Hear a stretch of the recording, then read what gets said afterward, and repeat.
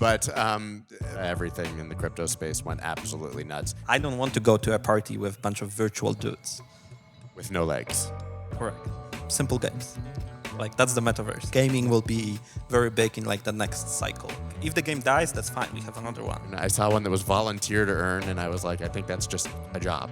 Like, work to earn has been there for quite a while. The work to earn may be the killer app for blockchains, guys. So first, learn the language. If you solve the problem, like, you're 80% more than the rest of the people on Twitter. There are a lot of ways to make money and be successful in the crypto space. Arguably none better than becoming a coder and a blockchain developer. I had the opportunity to sit down with one of the most prolific blockchain developers, Bartosz Lipinski, and we talked about why he decided to build on Solana and what he's building and what the prospects are for the blockchain in the future. That's dope.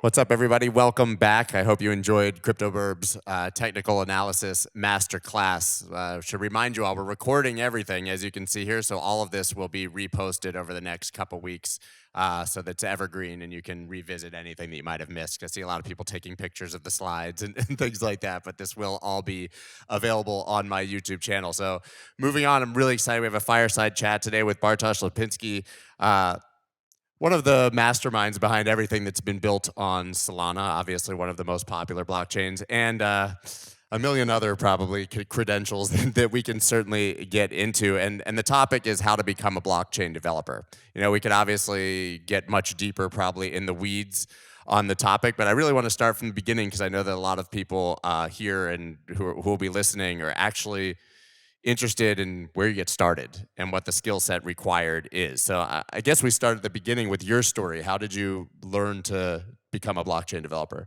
So for me, it was like a very strange story. I used to work for 10 years in traditional finance. Before the blockchain, I worked for like 6 years at Citadel hedge fund. Some people might hear of it. I ran decently sized team that was responsible for building trading platforms for equities.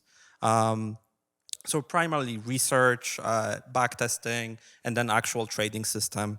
And when I left, I was going to join Jump Trading, another prop trading / hedge fund firm based in Chicago. But unfortunately in finance, people have this thing that's called non-compete. Pretty sad, or like actually pretty happy. I was quite happy. I was like, oh, this is great. I will like sit 12 months at home, relax, travel. But unfortunate thing happened, like this thing called COVID. And then I couldn't travel. So I started like baking bread and making kombucha.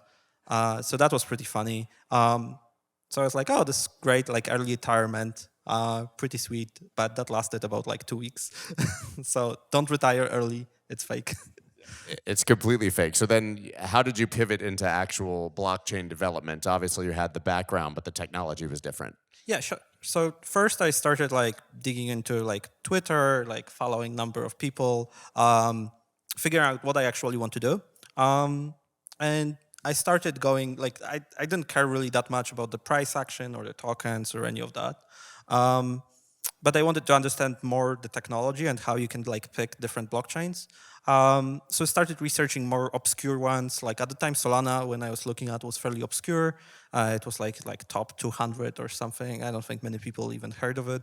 It turned out I had a common friend with Anatoly, reached out to him and said, hey, how about I start doing some things? And he was like, yeah, it's an open source project. You can just like contribute number of things. So I cannot emphasize this more. Like from the becoming a blockchain developer engineer, one, you obviously need to be a developer first. So if you want to become a developer, not even just the blockchain developer, there's a number of resources online that are for free or paid that you can start researching like, hey, how do I learn to code?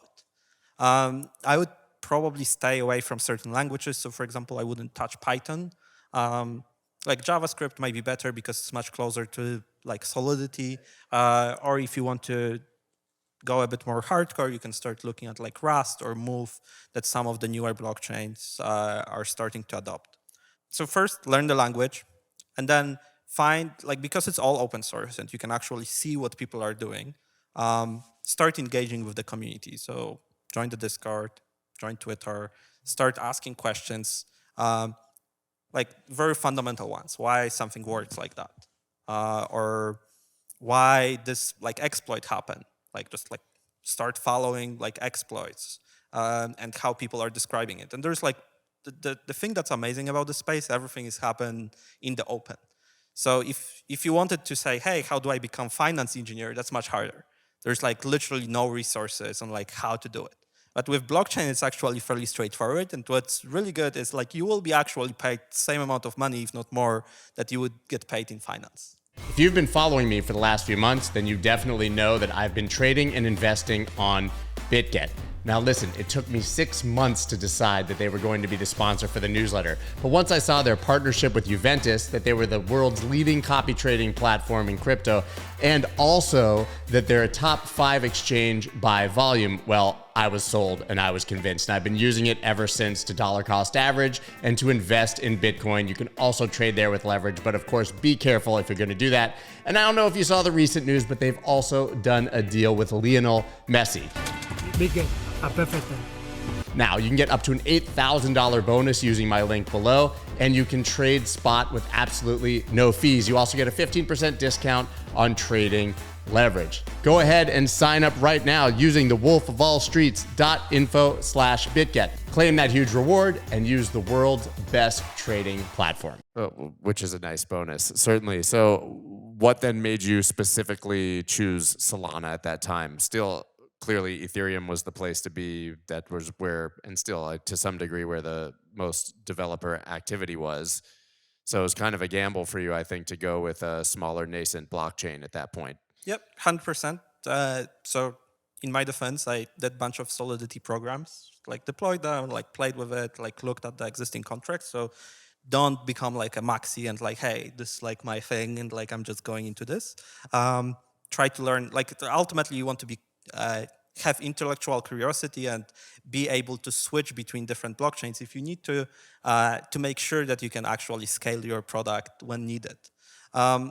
For Solana specifically, I really like the design of the blockchain and how like Anatoly and the team solved certain technical challenges that other blockchains solve differently.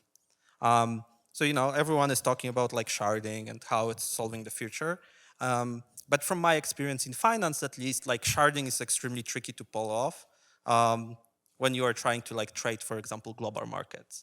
And like having like the synchronization in finance of like the global state that you need to sync is very tricky.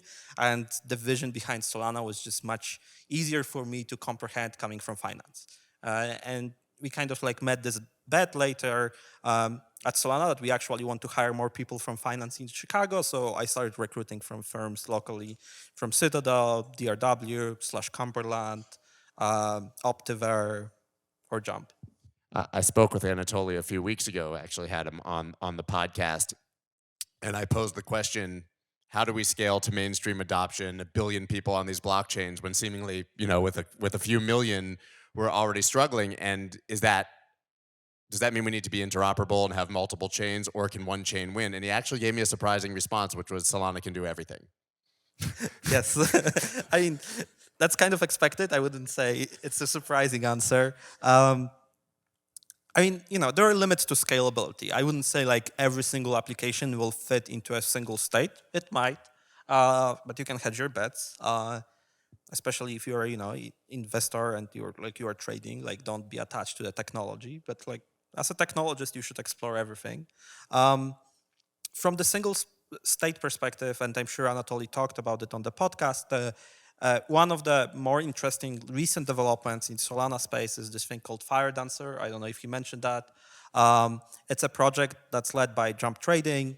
It has 30 engineers involved for the past couple of months that are actually rebuilding Solana from grounds up, like the whole validator client. So this will be a second validator client similar to like Geth on Ethereum that will hopefully increase, you know, throughput of the blockchain and definitely optimize it further when we are innovating in like more research space.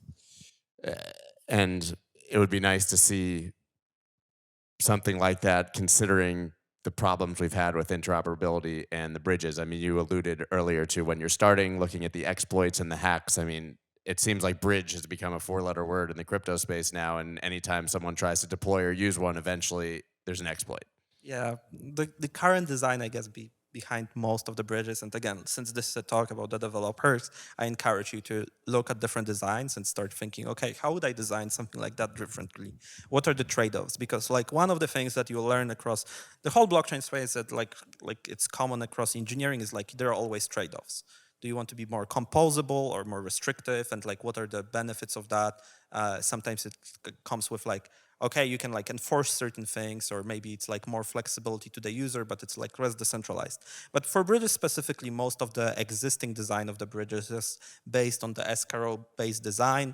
So you lock assets on one side, and then some form of consensus mechanism bridges them on the other.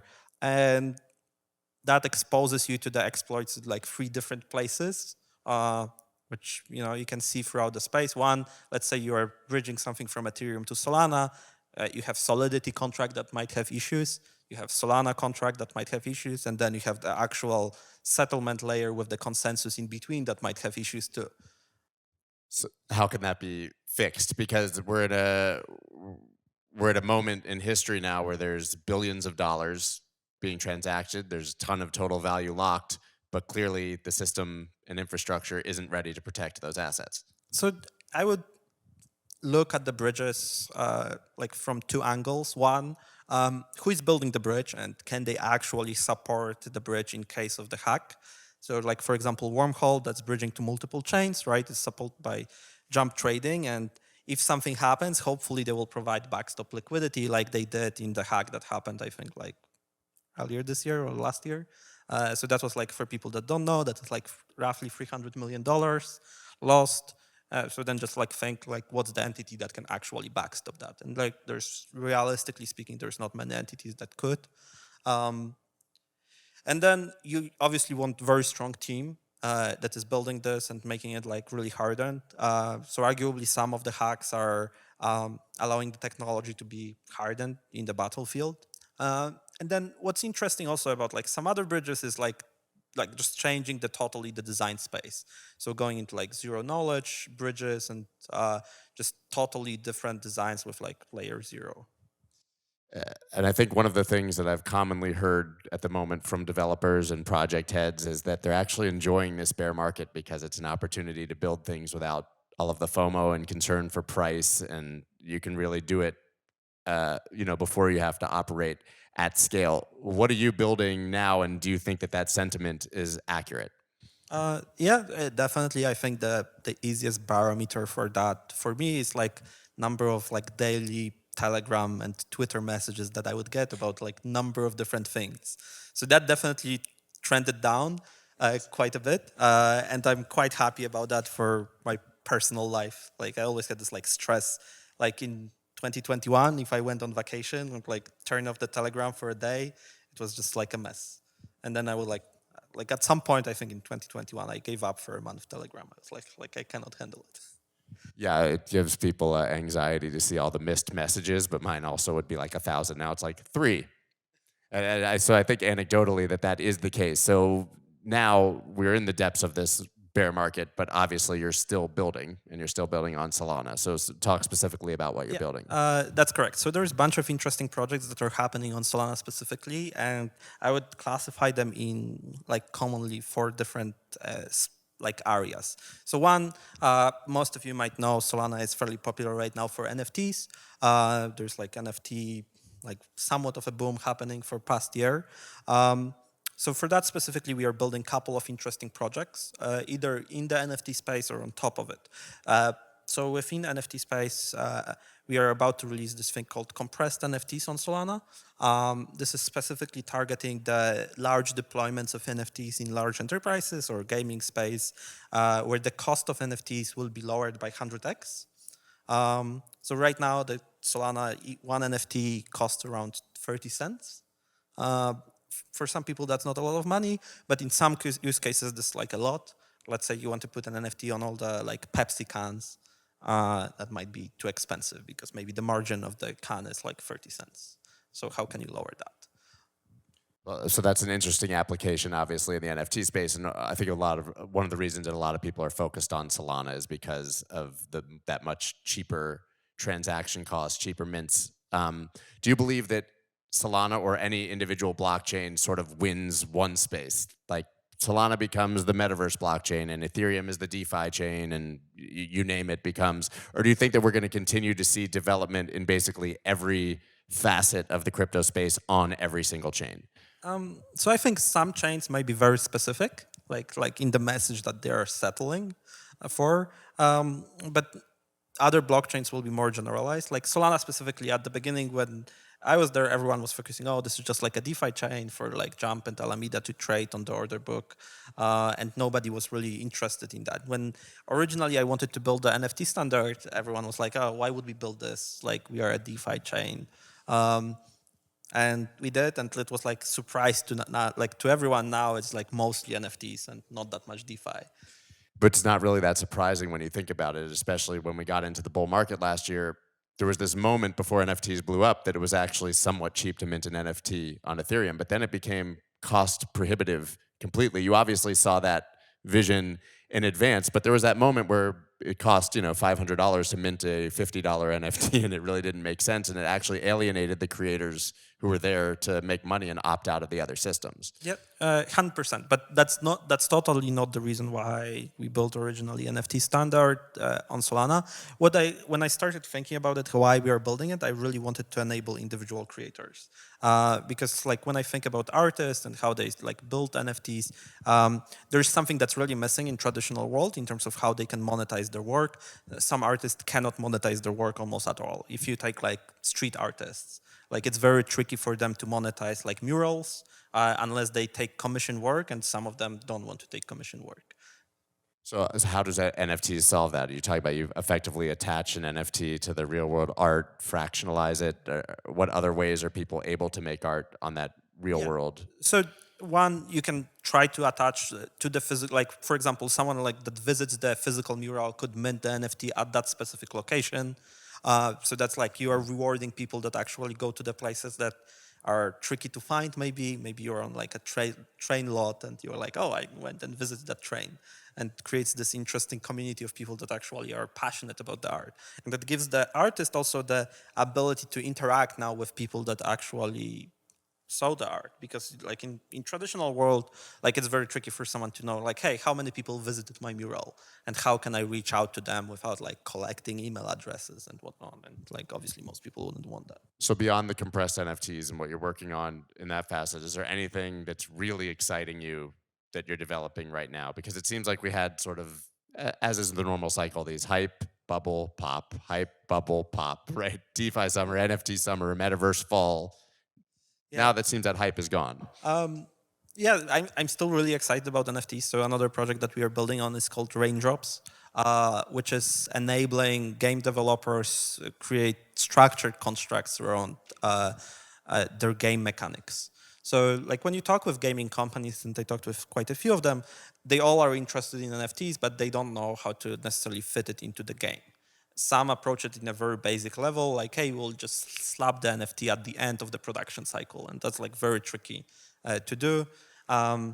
Maybe some like gating for the community, some guilds, but like this is not like holistic view. So we build this like protocol that allows them to, in a holistic way, integrate it into the game. Is that primarily for crypto-based blockchain games, or is that talking about going to the Epic Games and the huge companies and basically incorporating NFTs into their existing products? So both. I'm more excited about like indie games. I believe like at least with the nature of how NFT communities trade NFTs, they would be more excited about the games that are like somewhat similar to what's happening in the like Southeast Asia market, where you have these games that people play for like a month and then they switch. Axie Infinity obviously being the first example, and now it feels like there's hundreds of projects trying to recreate what Axie did, even though Axie didn't really survive. Yeah, but simple games. So like effectively having a gaming studio that just spins up games all the time without thinking like, if the game dies, that's fine, we have another one. But doesn't mainstream adoption for gaming come with high quality games that are comparable to the ones that people actually want to play? Like, I haven't really seen anything compelling from blockchain gaming that would compete with a Call of Duty or a Fortnite or something like that. No, that's fair. But so this is debate fundamentally about like the games, which games are played by more people or who spends more. I think if we ask most of the people in the room, they probably played some mobile games and they spent actual money on it. But when they paid Call of Duty, maybe they didn't inside the game. So I'm actually more excited about like mobile game myself, like very simple games. Well, that makes sense because they're extremely addictive. I think everybody has that game on their phone, and if you had a utility to that where you could actually make real money to do it, as opposed to just spend real money, it is very compelling. And I think Axie was a great example of what's possible because, I mean, to me, Axie was interesting, but it wasn't a great game. It was really difficult to become a part of, but people with no crypto experience found a way to get a MetaMask and a Ronin wallet in the Philippines because they could make more money playing Axie Infinity than they could at their job. Yeah, no, that's true. At the same time, I personally felt sad about it. You felt sad about the game or about the fact that it's... No, like that was their job. Like we couldn't find anything better as a humanity for people in Philippines to make money. Yeah, it was like Tamagotchi, but we've seen this for 30 years, but the very fact that you can make a living in theory gaming, is that why this is so compelling for the future? Yeah, I think so. So I actually think that gaming will be very big in like the next cycle. I think like this cycle was like very too early. The reality is like most of the like high quality games, they take like 3 years to develop. Even like smaller quality games like studios, you need to build like this base that normally takes like a year, and then you can spin up more games. So I think like now that we showed people that there is a lot of value trading NFTs, like arguably like few billion, like going through the NFT marketplaces. There is a compelling value for the gaming studios, smaller ones and some bigger ones, to try to integrate it into the games, and it will take time. So obviously one of the biggest topics in the space, certainly last year around this time, was metaverses, right? Facebook rebranded to Meta. Everything in the crypto space went absolutely nuts. What's your vision of what a realistic metaverse will look like in the coming years and what you would build for that on Solana? Simple games. Like that's the metaverse. Like if I have a character that can transfer across multiple games, that's like good enough. Like I don't want to go to a party with a bunch of virtual dudes. With no legs. Correct. Yeah, I don't want to go to a party with non-virtual dudes either. But the point being, then you don't see a Ready Player One reality where people plug in and go live their lives, come out to eat a meal, maybe a pizza they ordered in the metaverse that arrives at the front door. You see it more as gaming. Yeah, at least in the like near future.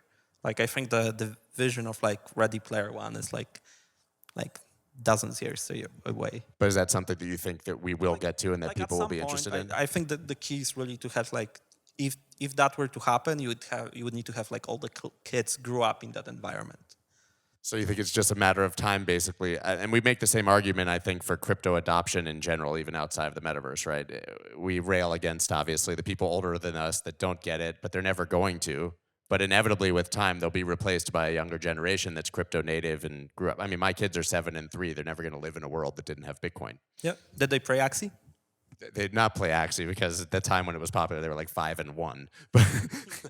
But yeah, and so I think that, to your point, everybody is going to be exposed to this space over time. Do you think that that's going to be a huge boon for blockchain developers? Do you think that teenagers now are going to be more interested in learning to code and develop on a blockchain than head off to college? So I think the transition will happen in a way where you will just stop calling it a blockchain developer. It will be just like an engineer that builds specific use case.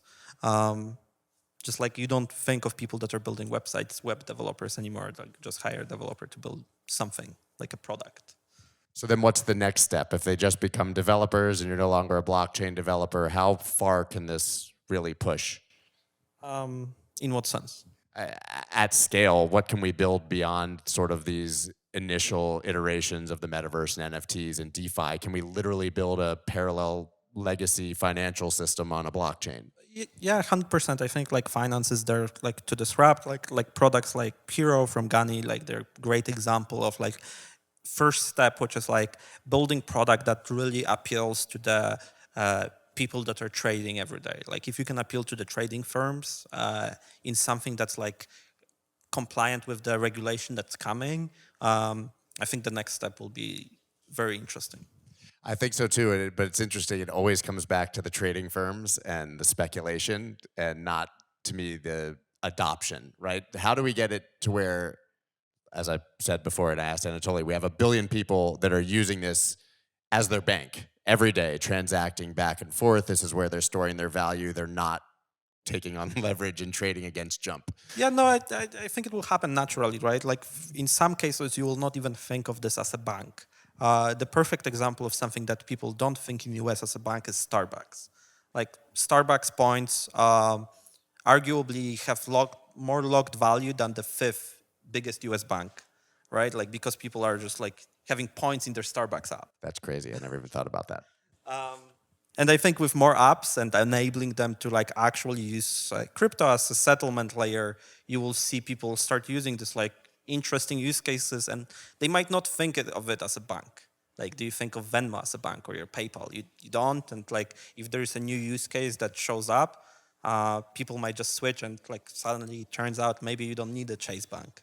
It's interesting that you bring up Starbucks, because they've quietly been far ahead of the curve as far as crypto adoption. They were one of the first via BACT, I even remember, to talk about taking crypto payments. And they recently, within the last month or two, basically launched or announced an NFT program. But it seems like all of these things sort of fall flat. Do you think that's a function of the market? Do you think that we're too early? Do you think that it will pay off for them to have been that early? Or do you think they'll lose interest because there's no adoption? So I think it really depends like of the definition of fall flat. So I think because of the bear market, any type of announcement that you can have with bigger brand or smaller brand will not impact the price that much. Like negative announcements obviously will, but like positive announcements usually have very little effect in the current market. So think like Starbucks will take like multiple months and years to develop, but quietly you might not even know they are using it. Like behind the scenes, and that should be the goal for almost any app. Like the perfect example of that is like Stepen on Solana. I don't know if you used it. What was very interesting to me, so Stepen was built originally on Solana, and I had a couple of friends like in New Jersey run down the river, and they met a bunch of people that were using like Stepen, like an older lady. And he was like, oh, like, are you into Solana NFTs? And she's like, no, I'm just doing my steps. Like, what do you want? Like, I don't know what's Solana. And like, that should be the ultimate goal of your app. Like, people should not care about blockchain or a database that you use behind and like what kind of currency or token like it's attached to it. They just use it and they have fun with it and they find intrinsic utility with like the value that they have. Like, I go to the Starbucks shop and it's a bit faster. I mean, Stepen is a great example because it's one of the few where an average person probably can interact with it and use it without understanding blockchain at all. I mean, I would argue that the reason that most of these things have fallen flat is UX, UI, and it's just too confusing for your average person. Like for us, it's even can be difficult, and we're crypto native. It's scary, right? It's a very hard process. So what does it take to get to the point where it looks like PayPal or Venmo or any other app they're using on their phone and they don't have to think about it? Yeah, play with Stepen. I think this is like what's required. Like they created both custodial and non-custodial solution of the wallet. They didn't ask you to like at least like it needs to be progressive. I think one thing as a developers that we are falling short on like building applications for people is we try to teach them everything up front, which is like very opposite of like what would happen in like Web 2.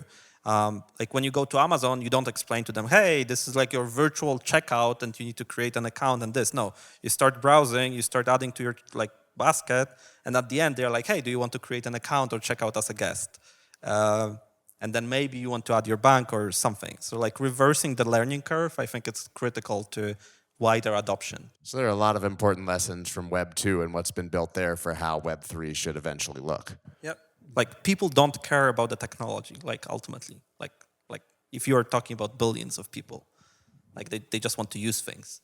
And we don't want them to care about the technology. Yep. Like your phone or the internet. I mean, somewhat, right? Like this is, I think, the push and pull in crypto, because in some sense you want to know about the token that you have, and you're like, hey, like buy my token. Yeah, and the interesting thing is that you can actually reach quite a bit of this adoption, and it can, to your point earlier, not really affect the price. You could invest in one of these coins and the company could do well and the coin could fall completely flat. Yeah, that's correct. Which I think Stepan is kind of example of that. Well, and so I guess as an investable asset, it becomes more about the tokenomics and the way that it's structured than the actual adoption of the platform. And that's a hard disconnect, I think, for a lot of people to understand. Yeah, 100%. Yeah, like don't attach users to the value of the token. Right, so we talk about GameFi, obviously. We talk about move to earn. Seems like we're getting everything to earn. I literally saw there's a sex to earn platform that's being built. Not a lie. Welcome to crypto. Are there any other interesting use cases to earn that you guys are looking at? I don't know. I mean, like you kind of covered the most interesting ones. Breathe to earn, podcast to earn. I saw one that was volunteer to earn, and I was like, I think that's just a job. I think, yeah. Isn't that just work? Yeah, so like work to earn has been there for quite a while. The work to earn may be the killer app for blockchains, guys. You heard it here first. It's very, very compelling, controversial ideas here. So I know we're coming to the end of our time here. Any final advice that you would offer to people who are looking to either become developers or to launch a project, to choose a blockchain to do that on, where they should build? So think of the community, and just like if you're thinking of being a developer, going back to the original topic of the conversation, is don't be afraid that of this feeling that someone is smarter than you out there. Like that's not the case. Some people might try to appear be smarter than you. Like that usually means they are not. And just try to build something. Like if you solve the problem, like you're 80% more than the rest of the people on Twitter. Like just like try something. That makes perfect sense. I'm going to try very hard to experience this work to earn thing. Yes. It seems very compelling. I can't wait. Well, thank you, everyone. Bartosz Lipinski. Thank you. That's dope.